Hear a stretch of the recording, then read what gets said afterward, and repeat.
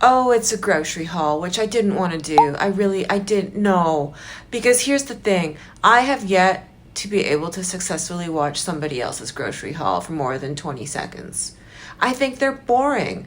Like, does anybody give two... does anybody care what I'm eating? I'm trying not to swear. Because that's really fucking rude. What's cooking? Grocery haul. Look what I made.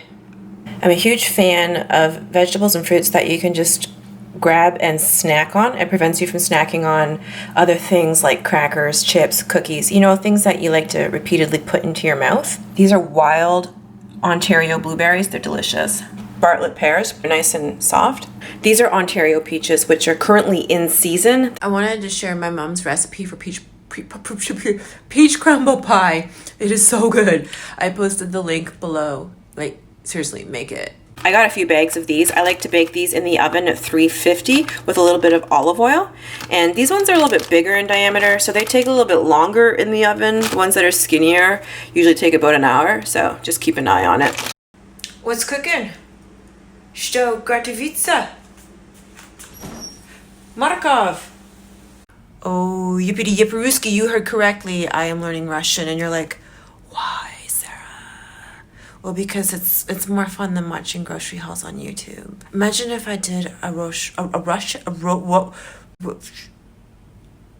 maybe I should learn how to speak English first. Unsweetened cashew milk.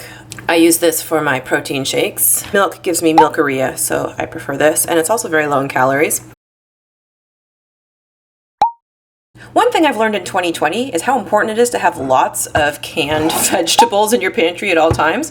I like that Del Monte made a no salt added version, 10 milligrams of sodium. Same with the peas, only 10 milligrams of sodium, which is great because canned food historically is just loaded with sodium. For the snacky times, I like how they're packaged into individual portion sizes because I'm the kind of person, if you give me a box of crackers, I will just eat the whole damn box. There, you can see how it's individually packaged. Ooh, a fresh toothbrush. When was the last time you updated your toothbrush? Go do that. One reason why I'm successful with my diet is because I don't demonize things like chocolate. You can see that I purposely buy portion controlled chocolates. If I were to buy the whole chocolate bar, I would eat the whole chocolate bar. Oh, everything's labeled in Russian. Banka для печенья. It's a cookie jar. Well, it's actually a molar. It's my sweet tooth. I love the assortment pack of the tea. Oh, that's why I got the cashew milk. I like to put a little splash of it into my tea. See, I don't just talk the talk. I also walk the walk. That's right. This is Earl Grey tea with a splash of cashew milk. Oh, that Rubik's Cube there, you see that? It's driving me nuts. Fresh pepper. I baked chicken thighs in the oven, 350 for about 35 minutes. I sauteed the mushrooms in a little bit of olive oil, and I also prepared the zucchini noodles on the stovetop, and I purchased these already spiralized, and then I squeezed it with lemon and added pepper. Life hack if you have cats, when the element is still hot, you can just put that on top of it, and that way they won't burn their feet. The chicken. That's really good. They were actually boneless chicken thighs. It's like pasta noodles, zoodles. I dyed all my gray hairs, so that's what I was doing. What were you doing? There's actually not a lot of them, but because my hair is black, you really see them. I get like some scragglers. They like to come in these areas. So this is what I used for my gray hairs. It's not Russian, it's backwards. L'Oreal. It's hard to do when you're talking and there's a cat on your shoulders. There's a chance I might f it up, you know? Or there's a chance I might actually solve the whole damn thing. Okay, we can get back to the vlog. Oh! Hit the like button for cats on the counter. Isn't she gorgeous though? Her name is Coco. She's a Blue Point Siamese cat. What are we doing today? We're going to assess if my mother's apple crisp, can you see it? How about now? Is as tasty as The new BSN supplements apple pie crisp bar. Can you see it? How about now? Subscribe. Where were we? It has 4 grams of sugar, whereas my mom's apple crisp has like 500 million grams of sugar. Here's the compare and contrast camera angle. First I shall taste test mom's. Oh. Now I will taste test BSN's.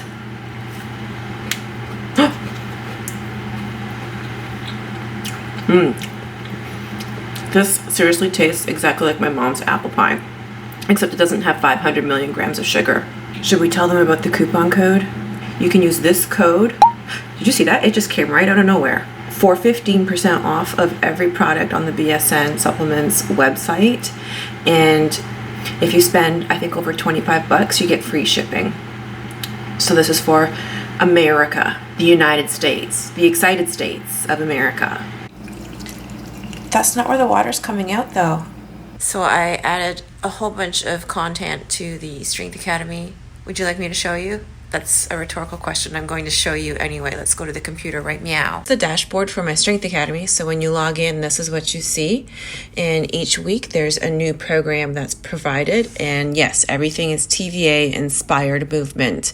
TVA stands for transverse abs. Those are the transverse abs. And that is the body's primary stabilizer. So for example, if we go to, let's go to week 13, why not? You can see there is weekly learning material, mindset training, and then exercise demonstrations. Oh, those are cool. Bottom up presses. And then I provide the training plan for the week with the sequences. And yes, there's homework. We're going to focus on the teaser prep, which is such a great way to learn how to activate the transverse abs, to learn how to do that scooping motion. And it's a great way for us to work on core compression. My knees are together and I'm scooping at the abs. So it looks like I'm hugging a giant beach ball. So we're only going to bring up one leg. Hold it and then bring it back down. If you can't do this, don't panic. I'm going to get you to just lift it like this. Compression means we're decreasing the distance between the thigh and the torso. So we're closing that off. We're compressing. So when you're doing this, I want you to pretend you're crushing something between your thigh and your torso. I borrowed Bean's Sort of Sheep. So right now, when I'm holding this position, I am concentrating on crushing this sort of sheep. And I really feel my transverse abs engage. I can feel the QL lengthening.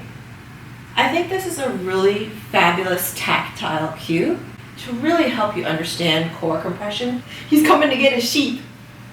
You can up the ante by bringing both legs up.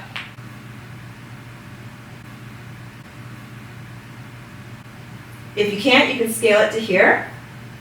See if you can hold it, really scoop in.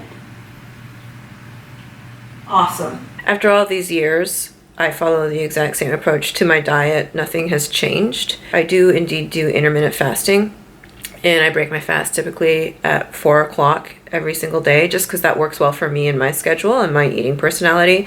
I mean, you have to do what works for you. Maybe that's 11 o'clock in the morning, maybe that's noon, or maybe fasting isn't for you. But I feel that time restricted eating has been super valuable for me because it allows me to be productive during the day. If you want to be successful with your diet, then don't make your diet a big deal. If your diet is a blip on your radar, it's not a good situation. So I always like to follow a common sense approach to eating. And that means I set myself up for success by selecting foods that will allow me to succeed. So that means I have a very intelligent approach to shopping for groceries. So here are some quick tips that you can immediately implement. Purchase things in portion controlled packages. Volumetrics. One of the reasons why I'm successful is because I eat a ton of fruits and veggies. Get rid of the temptations in your house. If it's in your house, it's in your stomach. So that means Get rid of the crap that you really know you shouldn't be eating. Shop for your groceries wisely and only buy, a few treats. It should represent 20% of what's in your grocery basket, not more than 20%. Make sure the tempting foods that you do have in your house do not outnumber the healthy foods. Make the healthy foods really accessible. So you can see as soon as I get the groceries in the door, I immediately prepare everything and put it into, accessible dishes. Everything's washed, ready to grab and shove in my mouth. That way I can grab the cherry tomatoes and eat those instead of having 5 protein bars in a row. One thing I like to ask myself when I'm selecting a food item is, am I hungry or am I just trying to eat something because something else is going on? I'm bored, or emotionally something's bothering me, or am I really freaking hungry? And if so, what I'm selecting right now, is that going to help me or is it going to hurt me? Okay, your fluid intake. Oftentimes we think we're hungry, but in actual fact we're just thirsty. So make sure you're staying hydrated throughout the day. I stay away from food rules. So I don't make rules like, oh, I can't have the protein with the carbs or the fats at the same time. I don't segregate my macros. I don't demonize any macros either.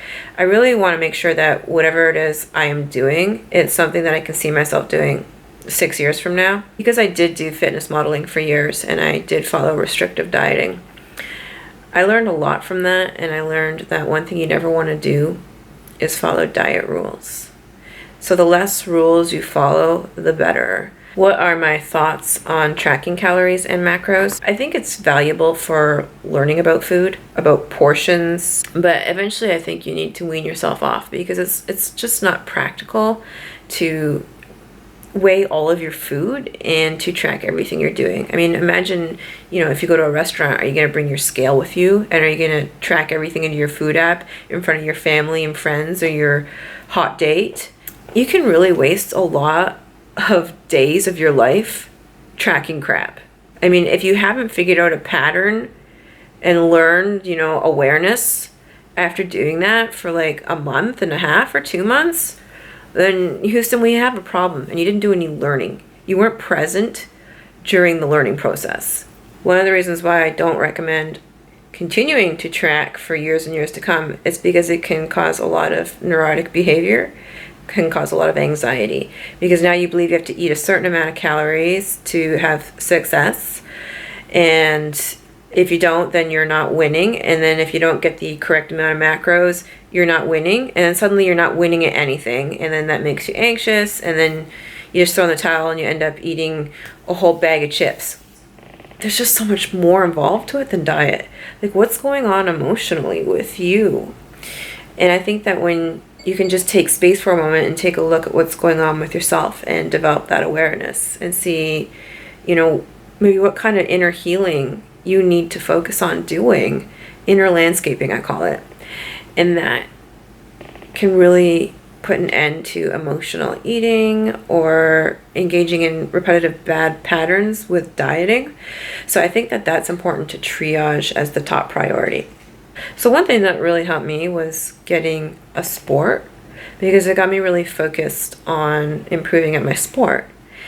And so it was no longer about, oh, I want to look a certain way, but rather it was about, oh, I'm really enjoying the social aspect of this sport, and I'm enjoying getting better at this sport. I'm enjoying learning how to learn.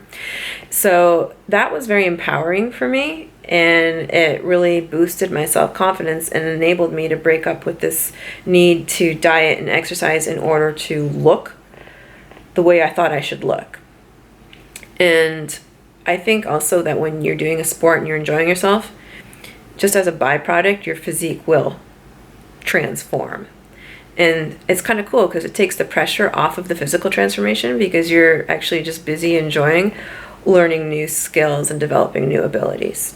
Anyway, that's just my 2 cents. If you have questions, ask me in the comments below because I can address it in upcoming vlogs. So thanks for watching and subscribing, and I do have free intermittent fasting tutorials. I can put the link in the description box below. Bye!